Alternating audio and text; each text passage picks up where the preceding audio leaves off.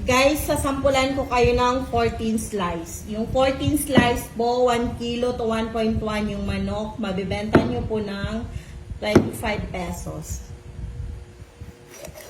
So, dito natin umpisahan. Ito gagawing 6.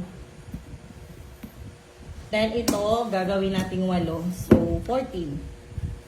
So, ganyan pa rin. Then, wag natin idiretso. Tapos dito, sa gitna, ayan.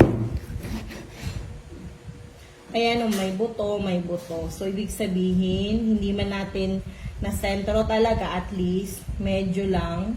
So, ayan, may buto, para hindi mabiyak yung laman.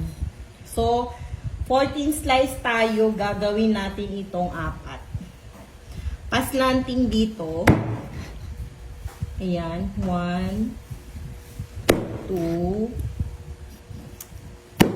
3. And 1, 2, 3, 4.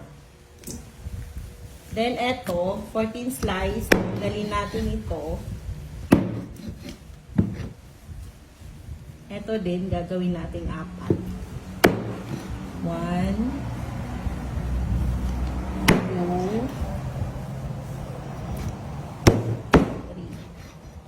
1, 2, 3, 4. Tapos, eto, gagawin nating 6. 3.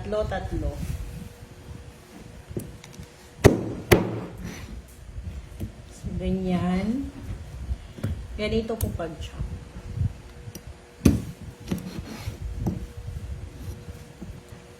Eto, pwedeng pa ganito, paslanting. Dito nyo tamaan, ganyan o. Ayan. Eto, pwedeng pa ganito. Eto, straight mo dito pa ganun.